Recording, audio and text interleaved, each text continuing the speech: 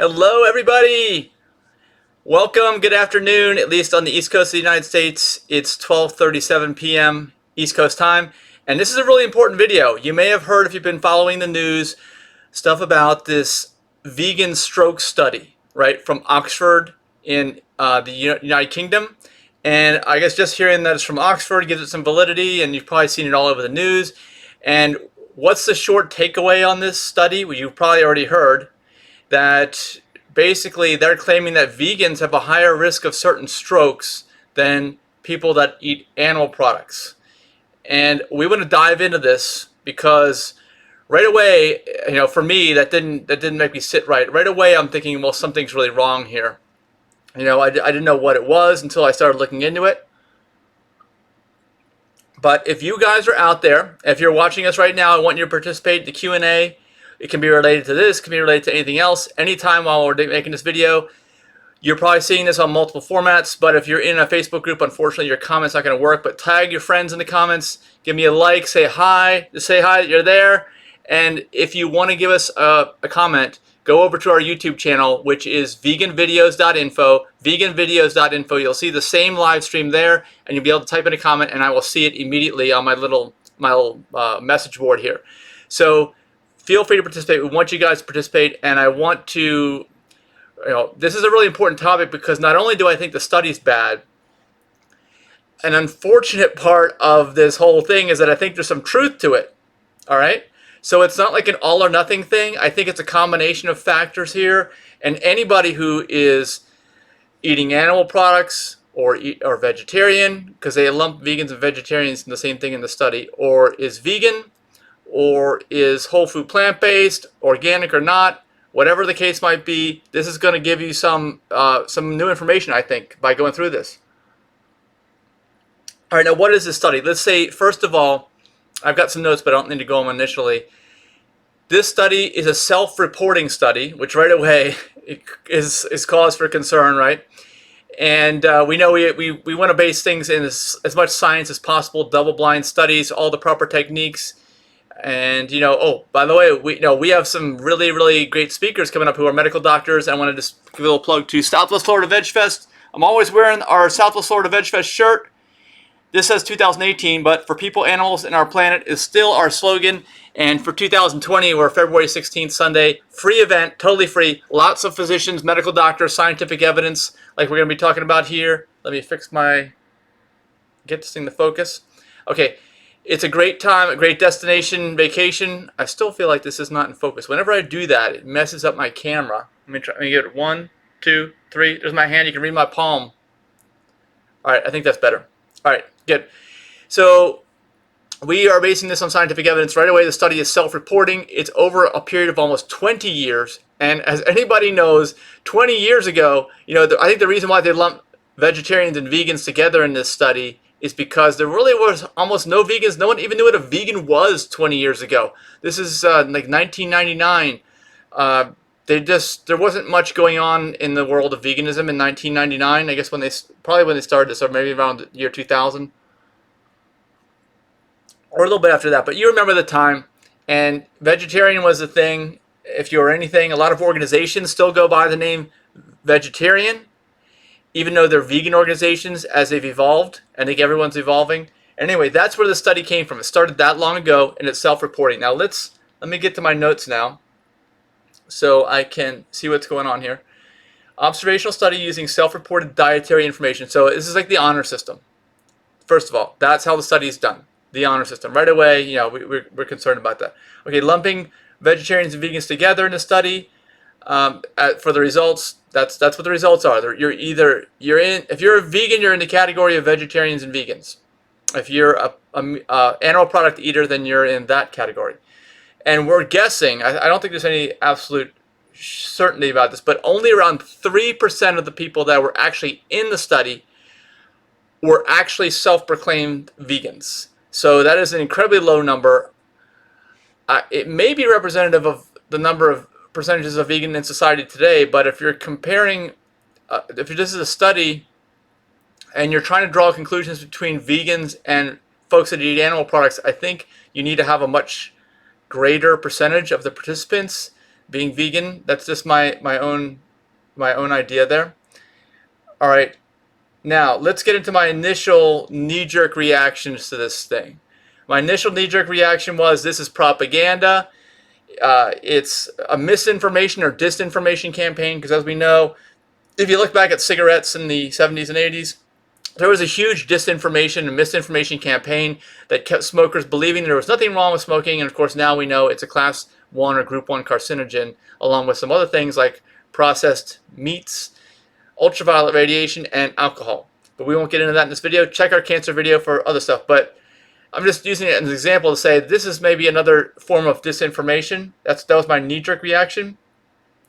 And if you remember, a couple of years ago, before veganism got to be real big like it is today, there was a news article that actually came out where there was a legislator in Italy that was trying to get legislation passed that would make it, if parents tried to raise their child vegan, it would mandatory jail time for those parents if they're trying to raise their child vegan. And at the time, you know, I did have a pretty good understanding of veganism and plant-based eating. Even back then, I said, well, you know, unfortunately, there is some truth to that. Even though it's outrageous, I would think that you're going to get jail time for raising your kid vegan. If you raise your kid on Oreos and Pepsi, that's a vegan diet, and that is probably should be punishable by jail time. But there's a huge range. So just using the word vegan is almost giving your credibility a disservice, because that is way too general of a term. And if you're not familiar with why that's such a general term, we'll be talking more about that, you know, with videos that we do over time. But for now, we're going to get into it more later on in this video. I mean, now in terms of disinformation and misinformation, you know, you and I both know that there are studies out there that say that, hey, bacon is okay for you. You know, and eggs are actually beneficial for you. I mean, overall, I think that it's pretty obvious to anyone who does the research, like an egg is an overall losing proposition for everyone involved, whether it's a human being who's eating it, the animals, anything else, the environment. You know, it's a lose-lose. But anyway, I just felt like that was my initial reaction. This is propaganda. All right, now let's get into strokes. This study deals specifically with strokes in humans.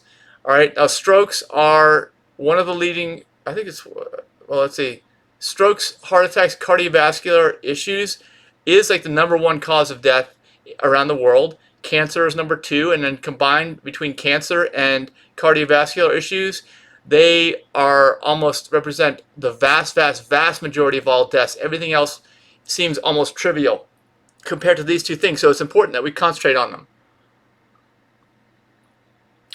All right, now I hope I pronounced this right.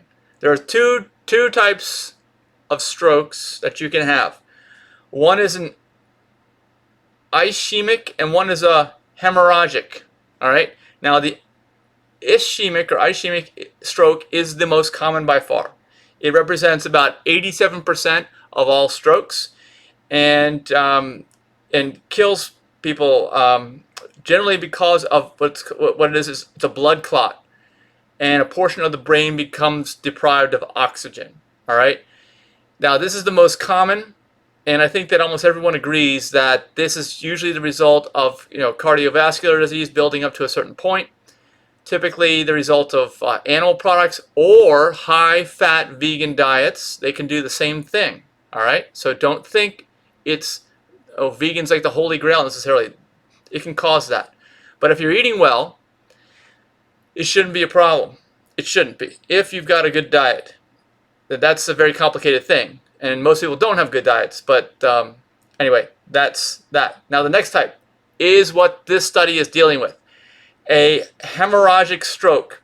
It occurs when an aneurysm or a blood-filled pouch that balloons out from an artery ruptures, flooding the surrounding tissue with blood. All right, and the fatality rate is higher and prognosis poorer for those who experience these types of strokes. Now, there is some theory in here. Now, why would you get this blood-filled pouch that balloons out and then explodes, basically? Why would that happen? It's obviously not at all related to the first type, which is a blockage, but it's probably a weakness in the blood vessels, all right? For some reason, your body is weakened. So this study points that people who are, having a vegetarian or vegan lifestyle are potentially more susceptible to this. Again, it's a huge generalization, especially when we lump vegetarians in with vegans, but that's the way the study is done, so that's why we're talking about this. Now, between these two strokes can occur at any age, and nearly a quarter of strokes occur under the age of 65, but the risk of stroke more than doubles each decade after the age of 55. So this becomes increasingly more important as you get older, like most things, and every little thing you do to help is going to make a big difference in your results. And even from the information I've been able to find through my research, most people agree that 80% of strokes are preventable. 80%. Now that kind of correlates with most causes of death, most causes of diseases in humans. I'd say that 70 to 80% range is probably attributable to lifestyle. When I say preventable, it's lifestyle choices. You're either making good choices or you're screwing yourself. You're doing it, okay? Hey, so I got a comment from Levi Wallach. I don't know what that is, Levi, so if you want to explain a little more, explain it to me, okay? I'll keep looking at that. Anyway, so this is a good overview of how the study was set up and what this deal with strokes are in humans, what types there are. You understand that this is only one type, the type that only represents about, I'm going to do reverse math, 13% of all strokes. This type of stroke, hemorrhagic stroke, only represents 13% of all strokes, 80% of which are preventable. So we're talking about, this study is talking about a very small sample of the deaths that result, or the strokes that actually occur.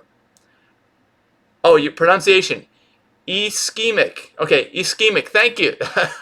He's trying to tell me how. So ischemic strokes are the 80%, 87% that occur most often, and the hemorrhagic ones, only 13%, and 80% of which are preventable, as are 80% of ischemic. But we're not going to get into ischemic because we're not talking about that. The study doesn't address it. All right, let's move down. Now, so basically all the news headlines are wondering, wow, does a vegetarian or vegan diet cause more harm than good? That's the big question, right? That's what people are throwing in the question right now. But first of all, we're only talking about a specific type of stroke. And like I said, it's generally the result of a weakened blood vessel. Okay, you've got something else that's causing your blood vessel to have a weakened condition. And as we know, the body is a machine. The body is made up of all these systems, and you need to have a good lifestyle to keep everything in order. So they're taking a huge leap by saying just being vegetarian or just being vegan is the lifestyle sentence that causes these types of rare, because they are rare, strokes. Okay, I say most strokes are not rare overall, but this is a rare type of stroke. So they're saying, the conclusion is that vegetarians, which includes vegans, had a 20% increase in stroke risk versus meat eaters of this type of stroke, though. You got to understand, okay, it's only this type of stroke. And let's see, some people are thinking, and they may be right, that it is due to weakened condition of the artery or blood vessel that's causing this stroke, this type of hemorrhagic stroke to happen, is because of maybe a lack of nutrients, a lack of B12. And B12 is a huge issue. We should probably do a video on B12, just a video on that. You've got to take B12. So unless you're ruling out for all this, we're not going to know. Because they're trying to claim like an entire lifestyle is at fault, potentially. But, it could just be deficiency of a certain B12 that you should be taking anyway, and you need to be watching. And if you're not watching it, that could cause other problems.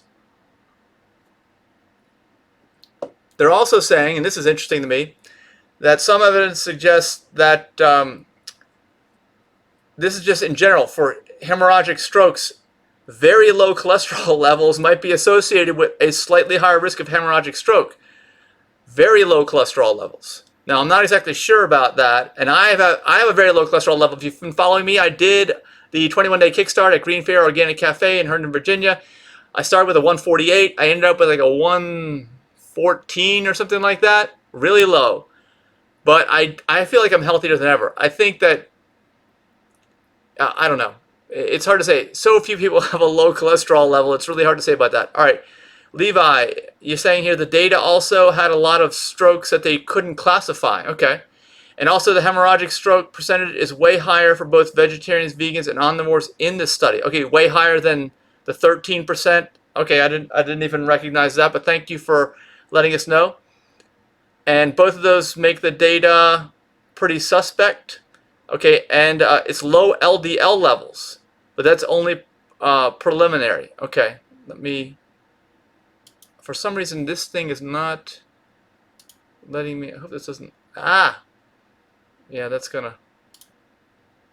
For some reason, I'm not able to see your end of your comment. Levi, type something else just so I can see the bottom. Can't see that last sentence. Low LDL levels. Okay. Well, most of mine were in the proper range, so hopefully I'm okay with that. And let's see. Let's move on. Let's see the. They did confirm that vegans and vegetarians do indeed have a lower risk of heart disease than meat eaters. And I think we all agree on that, right? We all do. Okay. Yeah, we all agree on that. And so that's good. But that's nothing. That's not newsworthy. And again, I'm reading someone else. They're saying that the paper published in the BMJ, British Medical Journal, found only a small increase in the risk of stroke. All right, and both effects are very small. And it says here. All right, now here's another thing you need to understand too. That it says that people who eat a vegetarian diet, which includes vegan, are associated with 10 fewer cases of heart disease per 1,000 people over 10 years. 10 fewer cases of heart disease per 1,000 people over 10 years. Now that's a very general statement. General vegetarian diet, general vegan diet. Remember, not necessarily healthy. And then 3 more strokes in the same population. 3 more strokes per 1,000 people over 10 years. That's what they found. 3 more of this specific type. So again, I think that there is some truth to this. It's good that we know about this, and I want to get into that in a little bit. Let's see. The stroke, heart disease, 48,000 people for up to 10 years. Half. All right. And another thing to think about here is it's also possible that the association that they found may have nothing to do with people's diets and may just reflect other differences in the lives of people who do not eat meat. And that's where I want to focus on, because I think that's what you really need to learn out of this, is that, and of course we know it was observational, and of course here's another thing to think about. Vegan and vegetarian diets are totally different today, with lots of convenience, processed, transitional, and junk foods available now that were not available almost 20 years ago. They just weren't there. Or if they were, there was very, very, very, very hard to find. So let's talk about this. The study, I guess, needs to have everything looked at a little bit more closely. Levi is saying there was actually a lower risk of strokes overall, but the authors of the studies used statistics to correct for the fact that vegans and vegetarians were overall healthier. Oh, okay. I didn't know that. Thank you for mentioning that. So that also, all right, that's going to weigh into this and obviously skew things away from vegetarians and vegans. Now let's talk about veganism today, and we don't really need to talk about vegetarianism, because vegetarianism, like when they started the study, used to be the veganism. The new vegetarianism is truly veganism. All right, if you were enlightened in the past, you were a vegetarian, and there was hardly any mention about veganism, even 20 years ago. But we move beyond that, there really wasn't at all. So, and of course, veganism at its core is really all about the protection of animals. And our organization, plantbaseddiet.org, our slogan is for people, animals, and our planet. We take care of all three. We're concerned about human health, we're concerned about animals, and we're also concerned about the environment. So, okay, let's see. There's a handicap. Okay, the handicap. Yeah, Levi, thanks for mentioning this again. And increase the number of strokes vegetarians, vegans statistically. Okay, so that's how they got this, by giving them a handicap, like in golf, right? I guess that's how they did it. Another thing to be concerned about. But let's get to the real. I'm glad that this study was published, even though it's full of errors. Nothing's perfect, we know that. But let's go back, right? Vegetarians used to be the vegans. Today, veganism is definitely a much, much bigger movement than it used to be, and we're trying to get it into the mainstream. We hopefully will. It's only a matter of time. I think knowledge is power. The more we learn about this, the more people are going to want to adopt the vegan lifestyle. And we're also focusing more on human health. And truly, lifestyle medicine is what really affects human beings. That's how it really affects humans. Just because someone's vegan or vegetarian does not necessarily mean that they are going to have a healthier lifestyle. Now, why? I want to give a few examples just very quickly in case you guys are not aware of why this is the case. Because I brought up a Pepsi and Oreos. Of course, we all know this. It's just junk food. It's just candy, whatever. But let's talk about what might be in just normal, everyday vegan food. I've got an example right here. Coconut oil. This is organic coconut oil too. All right. Well, this stuff is full of fat. Okay. And as I have determined, I am like the healthiest person I know. Anything but a low-fat diet is going to affect you negatively internally in your body. It doesn't matter if it has the vegan label on it. All right. It says here, Levi again, the cohort of vegetarians, vegans in the study ate a very large amount of saturated fat. Okay, there you go. This is what we're talking about. And had very low consumption of fiber. So they're obviously eating a very unhealthy variant of a plant-based diet. Yeah, okay, thank you. Thank you for mentioning that, because that's what we're getting into. Coconut oil, right? You go out to a Thai restaurant or somewhere else that cooks with coconut oil. The food's awesome, right? The problem is it's full of this stuff. Even if it's vegan, coconut oil, this thing has 13 grams of saturated fat per serving, which is 1 tablespoon. 13 grams of saturated fat. And it's got 14 grams of regular fat. Well, actually, that's total fat. So of the total fat, almost all of it is saturated. Okay, the least healthiest type. And hey, it's just coconut, people, right? Coconut oil, any kind of oil. Don't use oil in your foods. And almost all processed vegan foods, fake meats, let's see, what else? Just oils themselves, cooking in oil.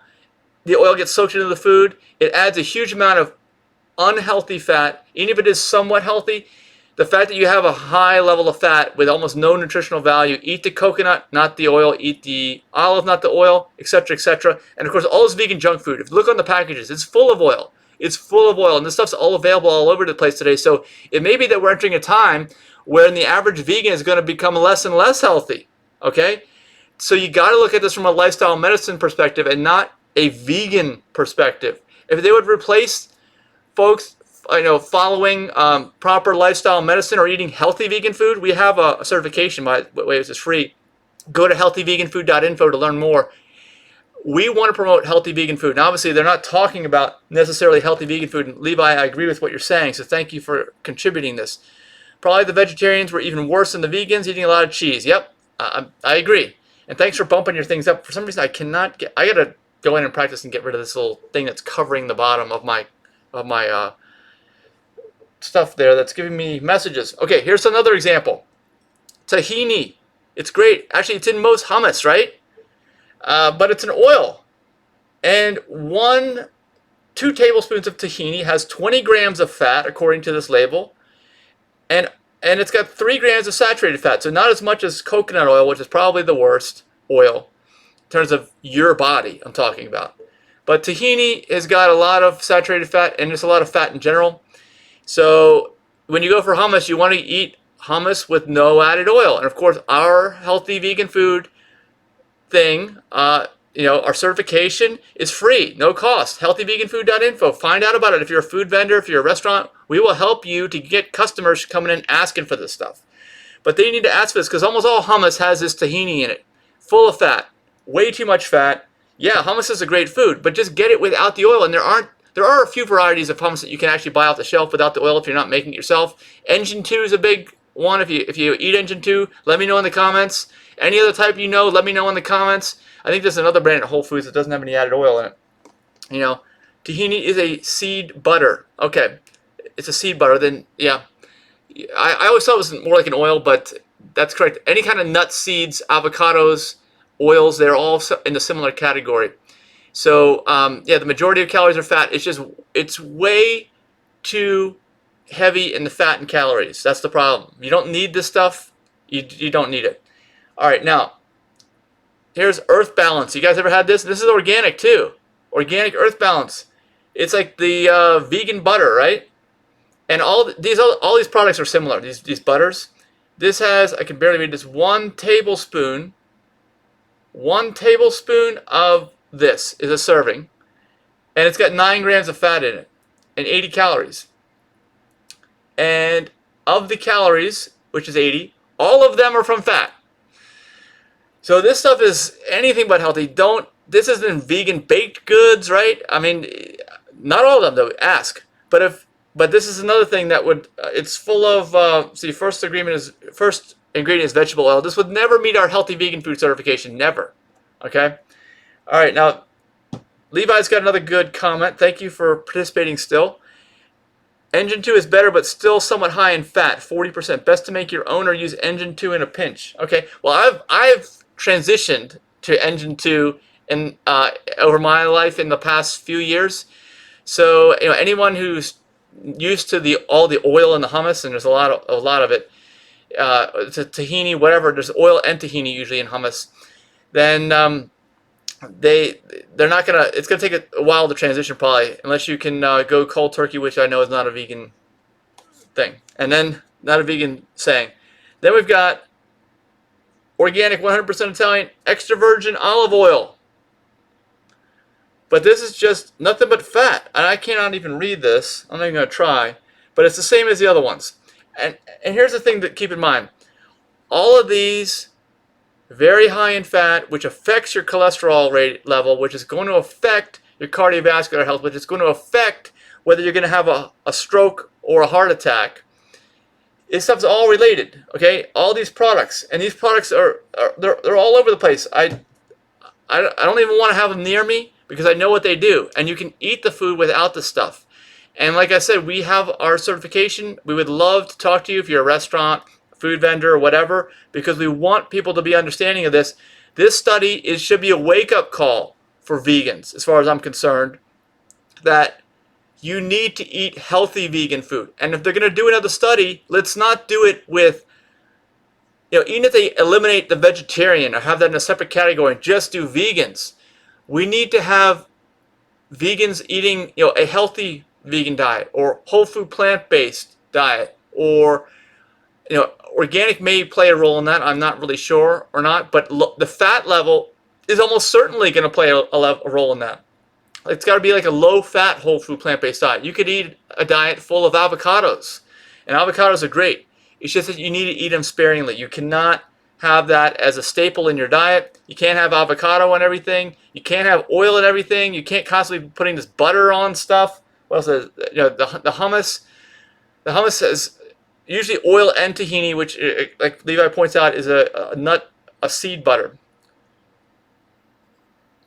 But look at our let me see if I can pull up here on my phone. Our logo for plantbaseddiet.org. Of course, I can't even get into my phone because I don't know the password, or it's not going in. Our logo is what we believe to be the correct food pyramid. And let's see, here it is. All right, see if you can see that. Can you see that? Kind of. Anyway, just go to plantbaseddiet.org, go to our website, go to our Facebook page, and now we're out of focus again. And you will see what it looks like. It's a pyramid, okay?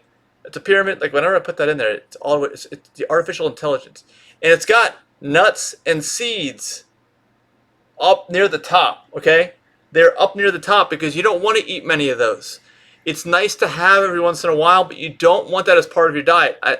It should be something that is a rare treat. All right. When I say a rare treat, I mean like no more than like a couple of servings a week at the absolute most, really, because most people cannot moderate properly. They don't know how to do moderation. They talk about it all day long.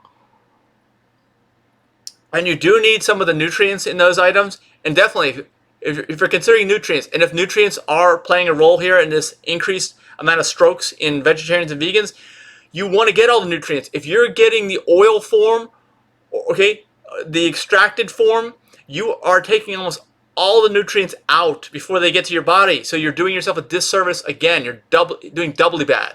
All right, because if nutrient deficiency causes this, if high fat diets cause this, if you're eating processed foods, because all these oils are almost exclusively in processed foods.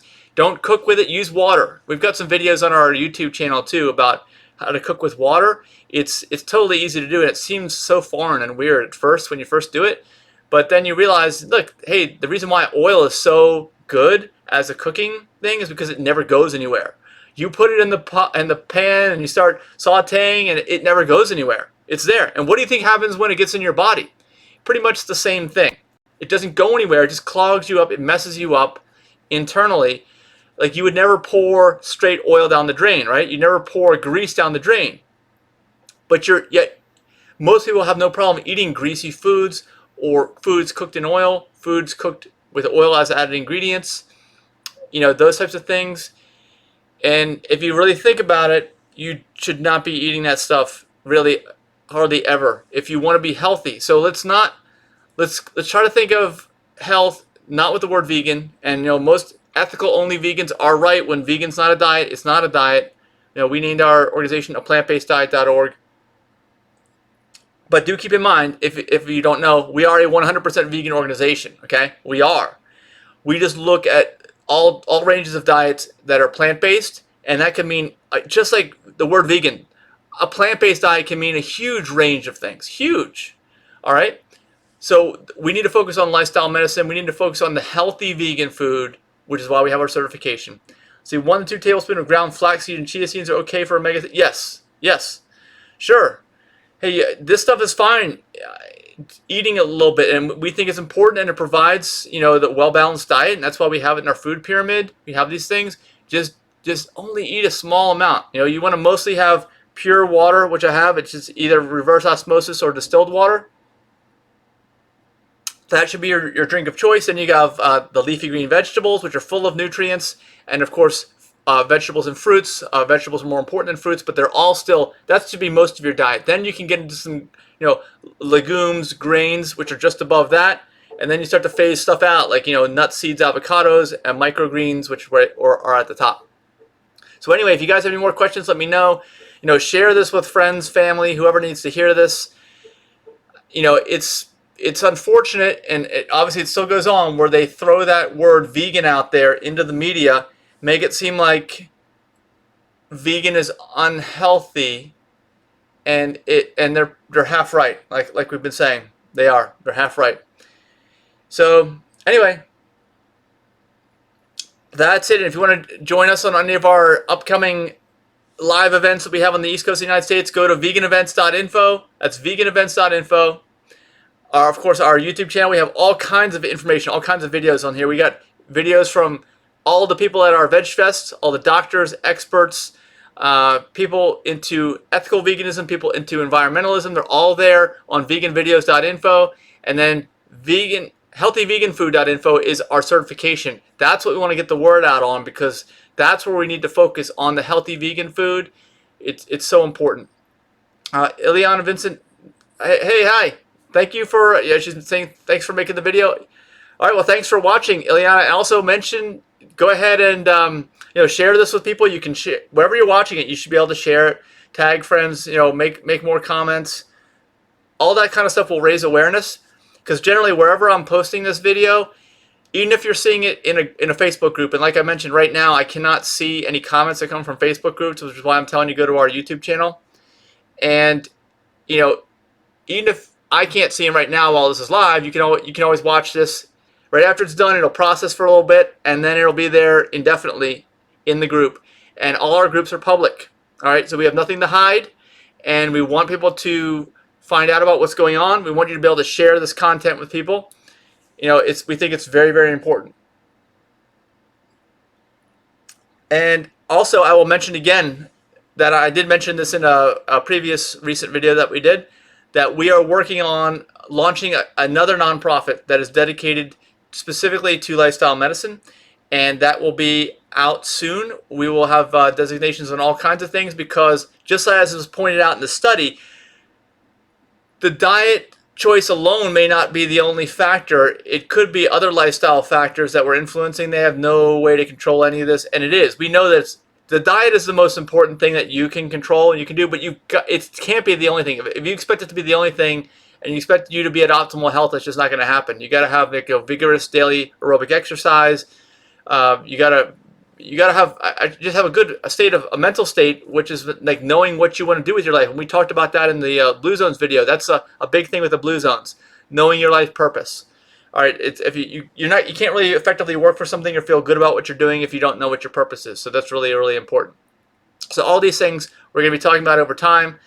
And again, thanks for watching this. And let me know, even if I'm not here, write comments. Let me know your thoughts on this study. Anything else we may have missed, because there's always new things that we can learn with this stuff. And outside of that, we will see you in the next video. And thanks a lot. Have a great day, everybody. Bye.